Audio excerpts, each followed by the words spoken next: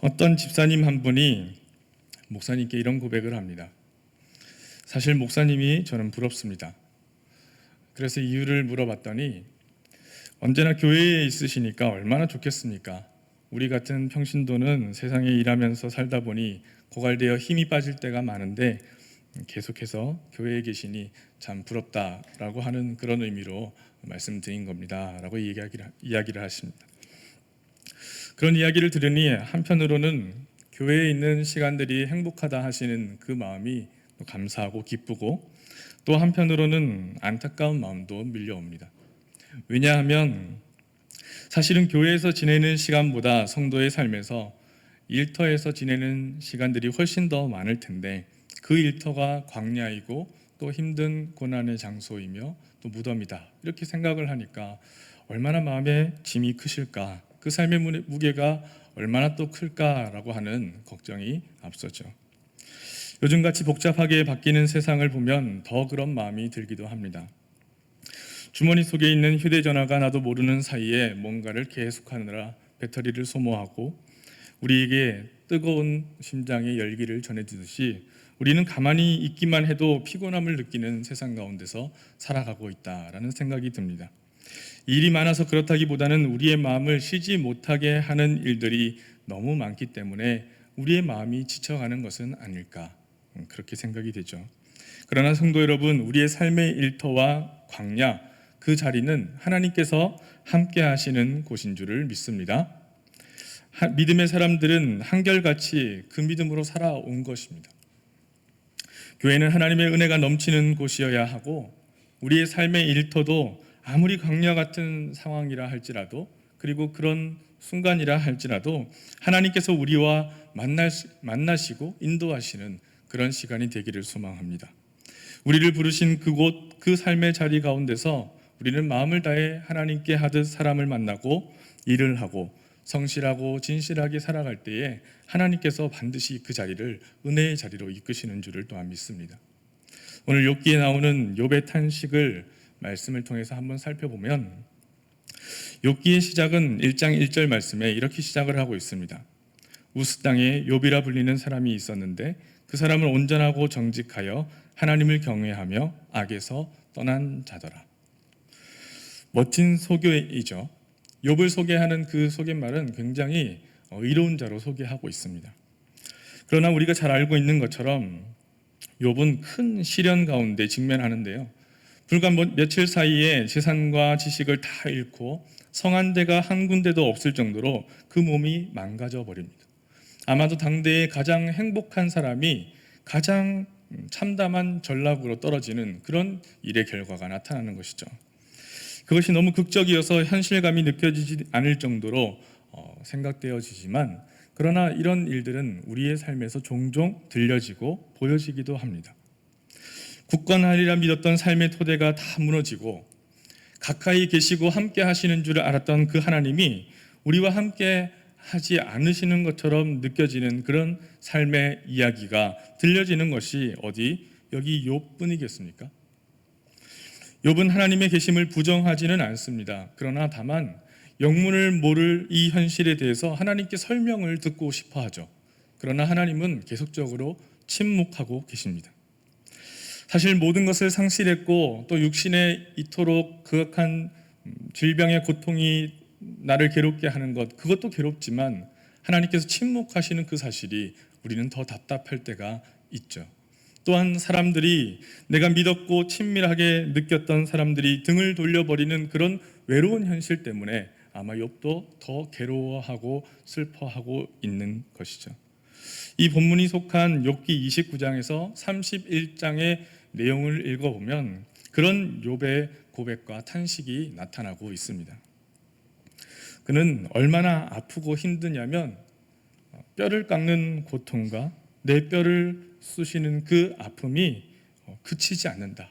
계속적으로 그치지 않는다. 이렇게 고백을 하고 있습니다.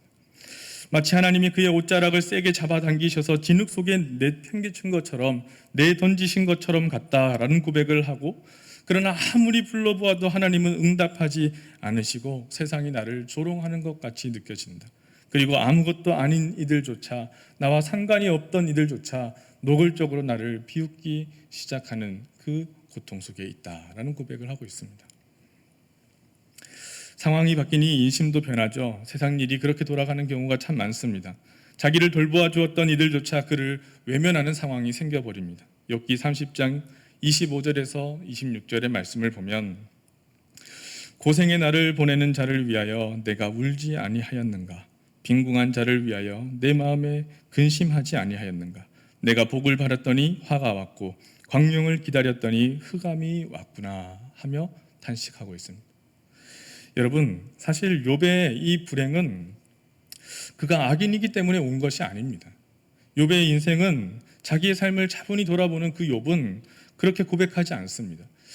어찌 보면 욥은 잘 살았다라고 고백을 하고 있습니다.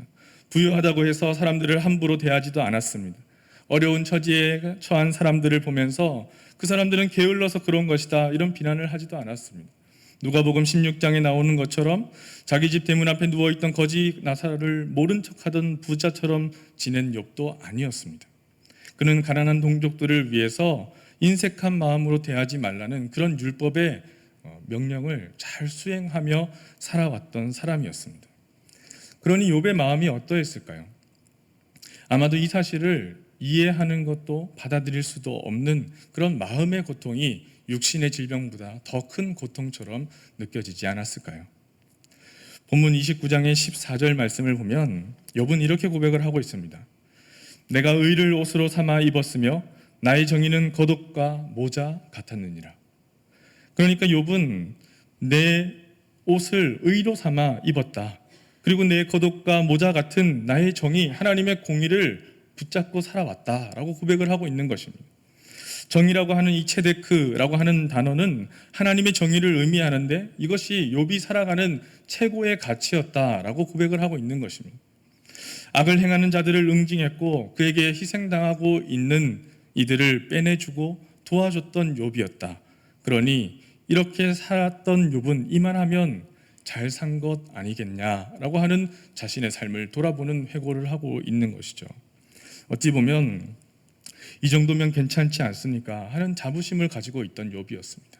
그런데 본문 이후에 19절, 20절의 말씀을 표준 세번역 성경으로 표현을 하면 이렇게 표현을 하고 있습니다. 나는 뿌리가 물가로 뻗은 나무와 같고 이슬을 머금은 나무와 같다. 사람마다 늘 나를 칭찬하고 내 정력은 쇠하지 않을 것이다 하고 생각하였건만. 그러니까 잘 살고 있다라고 생각할 수 있을 정도로 자부심이 있었던 그 욥의 인생이 20절에 나오는 것처럼 그렇게 생각하였건만이라는 말의 단어를 보면 그 기대가 다 완전히 흐트러지고 파탄이 난 상황을 씁쓸하게 탄식하며 드러내고 있는 것 아닐까요? 그러니 여러분, 우리의 삶이 하나님 앞에서 자부심을 가지고 또 세상 사람들 앞에서 자부심을 가지고 살아갈 수 있다라고 하는 그 삶인데도 불구하고 욥은 정반대의 상황을 지금 맞닥뜨리고 있다라는 것이죠. 도대체 왜 이런 일이 벌어지는 걸까요? 그렇게 선하게 산 결과가 이런 것이라면 누가 굳이 그런 선한 삶을 선택하겠습니까? 인과응보의 원리가 무너져 버리는 것이죠. 그에게 닥쳐온 불행은 영문을 알 수 없는 고난이었고 또 그 고난은 그렇다 치더라도 그렇게 욥을 따르고 존경하던 이들이 이제는 싸늘하게 등을 돌리고 마는 모습은 어찌된 영문입니까? 하고 탄식하고 있는 것입니다. 그것이 죄 가운데 살아가는 인간의 모습이다. 이렇게 간편하게 말해버리면 편하겠지만 그러나 욥의 인생이 그렇지 않았다라는 것입니다. 설명하지 못하는 답답함이 여기에 있는 것이죠. 한 여자 소설가가 있었습니다. 그녀는 조그만한 점포에서 장사를 했는데요. 그 장사가 너무 잘 돼서 매출이 계속 올라가는 상황이었습니다. 그런데 그에 반해서 그 옆집의 가게는 비슷한 물건을 파는 가게였는데 손님이 너무 없어서 장사가 잘 되지 않는 것이었습니다. 그러자 그녀는 남편과 이런 상의를 하기 시작합니다. 여보, 생각해보니 너무 미안해서 안 되겠어요. 우리만 잘 되고 옆집은 문을 닫을 지경이라니 이건 아닌 것 같아요. 우리가 조금 다른 생각을 해야 될 것 같아요 라고 말을 합니다. 그러면서 결국 그녀는 자신의 가게의 규모를 축소하고 이웃 가게로 손님을 보내주기도 합니다. 그 결과 조금씩 삶에 시간적인 여유가 생기면서 그는 평소에 관심 있던 글을 쓰기 시작했고, 이것이 바로 베스트셀러 빙점이라고 하는 소설이고, 그 소설가 미우라 아야쿠는 남편과 함께 평범한 주부로 살아가다가 이 소설로 인해서 일본을 대표하는 그런 여류 소설가로 인정받게 되는 그런 일들을 경험하게 됩니다. 그때 당시에 그녀는 일본에서 보기 드문 개신교 신자이기도 했다라고 고백을 하죠. 성도 여러분, 생각해 보면 우리는 같은 자리에 있지 않으면, 완전히 같아지는 그 자리에 있지 않으면 상대방을 절대 이해할 수 없습니다. 우리가 서 있는 자리가 절대적으로 똑같지 않으면 진정한 관계가 만들어지기 어렵다라는 것이죠. 일방적으로 도와주는 사람과 도움을 받는 사람이 어떻게 동등하다고 이야기할 수 있겠습니까? 도와주는 사람이 아무리 선의로 도와준다 하더라도, 아무리 티를 내지 않는다 하더라도 그 관계가 서로 동등해지지는 않습니다. 이미 주는 사람과 받는 사람은 동일한 선상에 있는 것이 아니기 때문에 그런 것이죠. 우리는 때로는 이 관계를 잘 이해해야 하지 않을까요? 욥의 삶은 스스로 만족감을 가질 수 있을 정도로, 자부심을 가질 수 있을 정도로 남을 배려하고 남을 세워주고 도와주고 살리는 삶이었을지도 모릅니다. 그러나 욥은 어쩌면 스스로 나는 주는 자, 어려운 처지에 있는 사람을 돕는 자라고 하는 자부심을 살아가고 있었다면 또 한 번 생각해 볼 필요가 있는 것이죠. 도움을 받은 사람들은 한편으로는 고마워하면서도 한편으로는 뭔가 복잡 미묘한 마음을 가지게 마련입니다. 그러니까 참 인생이 어렵습니다. 남을 배려한다고 하는 행동, 선의로만 가지고 한 행동도 마치 그에게 어떤 결과로 나타날지 모르기 때문에 우리는 그것조차도 배려할 수 있는 생각을 해야 되니 얼마나 어려운 인생이겠습니까? 그런데 이쯤 되면은 여기서 떠오르는 사건이 하나 있죠. 주님의 성육신 사건입니다. 빌립보서 2장은 예수님의 성육신의 신비를 이렇게 설명하고 있습니다. 빌립보 2장 6절에서 7절 말씀을 보면, 그는 근본 하나님의 본체시나 하나님과 동등됨을 취할 것으로 여기지 아니하시고 오히려 자기를 비워 종의 형체를 가지사 사람들과 같이 되셨다라고 고백하고 있습니다. 이런 이야기가 있습니다. 어떤 사람이 재래식 화장실에 빠졌어요. 똥통에 빠진 거죠. 그런데 어떤 사람이 지나가다가 그 모습을 보고 얼른 자리를 피합니다. 도망쳐버리는 것이죠. 그런데 어떤 사람은 그의 상황을 지적하면서 거기 있으면 안 되니까 빨리 나오라고 그렇게 소리를 질러댑니다. 그런데 한 선생님이 또 오시더니 그 속에 풍덩 뛰어듭니다. 그리고 잠시 그와 어떻게 여기에 빠지게 됐는지를 이야기를 나누다가, 여기는 냄새가 너무 고약하고 몸에 좋지 않으니 우리 함께 밖으로 나가서 이야기를 마저 나눕시다 라고 이야기를 했다고 합니다. 여러분, 공경에 처한 이는 과연 누구를 기억하겠습니까? 하나님의 은혜의 신비는 철저히 우리의 겸손한 비움에 있다라고 말합니다. 그의 입장이 되어보는 것이죠. 성육신의 은혜가 그런 것 아니겠습니까? 죄 없으신 주님이 죄인 우리와 같은 모습으로 되셨다라고 하는 것은 마치 이것과도 비교할 수 없는 그런 하나님의 낮아지심을 이야기하는 것이죠. 우리는 그 하나님께서 우리를 축복하여 주셔서 하나님의 나라를 우리의 삶 속에서 이루어 가시며 함께 하시는 하나님의 은혜로 살아가고 있는 줄을 믿습니다. 그것이 우리가 고백하는 은혜인 것이죠. 바울도 마치 똑같은 이야기를 들려줍니다. 그는 율법 아래에 있지 않았지만 율법 아래에 있는 사람들을 얻으려고 율법 아래에 있는 사람처럼 되었다라고 고백을 합니다. 율법이 없는 사람들에게 마치 율법이 없는 사람같이 되었다라고 이야기를 합니다. 약한 사람을 얻으려고 약한 사람이 되었다라고 고백을 하고 있는 것이죠. 바울은 그리스도라고 하는 그 중심의 삶을 연결하기 위해서 할 수 있는 모든 노력을 다하기에 이릅니다. 그는 결코 만날 수 없는 하나님과 사람을 연결하는 것에 최선을 다해서 모든 힘을 다 쏟기에 이르는 것이죠. 그것이 하나님 나라의 확장이라고 고백을 합니다. 한 예배학자가 우리가 드리는 예배, 예전의 의미를 이렇게 설명하고 있습니다. 예전이라고 하는 것은 관계에 맺기다. 즉 연결되는 것이다. 그 연결을 만드는 것에 관한 것이 예배이다 라고 하는 것입니다. 우리는 하나님과 연결되고 또 문화와 역사에 연결되고 나와 다른 타인에게 연결되는 것이 우리가 고백하는 예배고 예전이다라고 이야기를 합니다. 에베소서 2장에도 주님 안에서 이루어지는 공동체의 신비를 이렇게 고백하고 있습니다. 에베소서 2장 21절의 말씀을 보면 그의 안에서 건물마다 서로 연결하여 주 안에서 성전이 되어가고 너희도 성령 안에서 하나님이 거하실 처소가 되기 위하여 그리스도 예수 안에서 함께 지어져 가느니라. 아멘. 이렇게 연결되다라고 하는 것이 참 중요한 것입니다.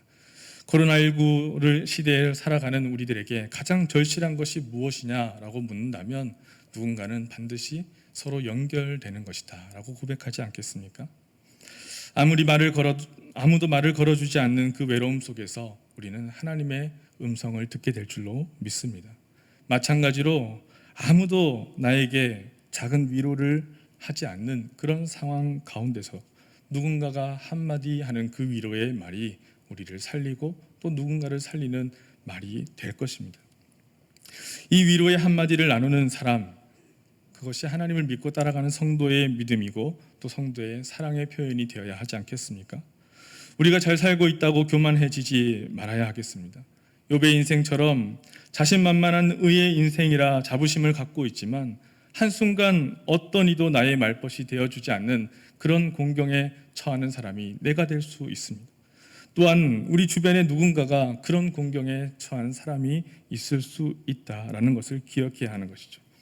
복잡하고 모호한 삶을 살아가면서도 우리가 그 방향을 잃지 않기 위해서는, 믿음을 잃지 않기 위해서는 같은 곳을 바라보며 길을 걷는 그 사람들이 필요한 것입니다. 주위를 돌아보고 우리가 넘어지면 다가와서 일으켜주고 걸음이 느릴 때 우리를 기다려줄 수 있는 사람들이 되어야 하고 또 그런 사람들이 서로에게 필요한 것입니다. 아름다운 관계는 정성을 다해서 반복적으로 계속적으로 행해질 때 비로소 세워질 수 있다라고 하는 것입니다. 주님은 초대교회를 통하여서 그 잔치 애찬을 베풀 때도 마찬가지였죠. 자주 만나고 음식을 나눠 먹고 함께 기도하고 찬양하며 함께 땀을 흘리는 이들이 많아질 때 우리의 삶의 토대는 점점 더 든든해지지 않겠습니까? 신자의 삶은 그렇게 삶을 확장시켜 나가는 것이 우리의 믿음의 고백이 되는 것이죠. 우리는 고립되는 것이 아니라 그 고립을 뛰어넘을 수 있는 용기를 가지고 살아가는 것이 바로 우리들의 믿음이어야 한다라는 것입니다. 다른 이들의 삶의 이야기를 나의 삶의 이야기로 받아들이고 함께 동참할 수 있는 그런 용기가 우리들에게 있어야 한다라는 것이죠. 성도 여러분, 우리의 삶, 어떤 이야기를 누구와 나누고 살아가고 계십니까? 어려운 이들, 아픈 이들, 힘겹고 외로운 이들을 돌아볼 수 있는 겸손한 마음이 우리에게 준비되어질 수 있기를 소망합니다. 같은 입장, 같은 자리, 그리고 나를 비워내고 욕심을 비워내고 주님이 우리에게 찾아오신 것처럼 주변을 돌아보면 우리가 찾아가야 할 연약한 이들이 너무나도 많습니다. 우리도 지금 고립되어져 있고 격리되어 있는 이들이 많이 있지 않습니까? 내가 먼저 손을 내밀고 다가갈 수 있기를 바랍니다. 또한 여기에 모인 이 자리, 예배하고 있는 우리의 교회, 만나는 성도들의 만남의 자리, 그리고 예배하는 처소, 그리고 준비하며 땀을 흘리며 모이는 이 자리가 하나님의 그런 다양한 이야기를 전하고 출발하는 그런 시작점이 될 수 있는 은혜가 우리 모두에게 있기를 간절히 소망합니다. 그런 은혜로 살아가시는 성도님들 되시기를 주님의 이름으로 축복합니다. 기도드리겠습니다. 하나님, 우리의 삶의 자리, 교만했던 그런 자리는 없었는지, 욕심의 자리는 없었는지 주님 돌아봅니다. 잘 살고 있다고 우쭐거리며 다른 이들의 고통과 어려움과 그것과는 거리를 둔 채 살아가는 무관심한 죄를 범하며 살아가던 우리의 삶을 돌이키고 주님 앞에 회개합니다. 우리도 서로 사랑하며 서로 이해하며 함께 이야기를 나누고 함께 마음을 나누며 사랑을 나누며 살아가게 주님 인도하여 주시옵소서. 하나님, 우리를 사랑하신 것처럼 우리도 서로 사랑하며 서로의 이야기를 들어주고 격려하며 살아갈 수 있게 하나님 우리에게 지혜와 믿음을 더하여 주시옵소서. 우리를 사랑하사 끝까지 사랑하시는 예수 그리스도의 이름으로 기도하옵나이다.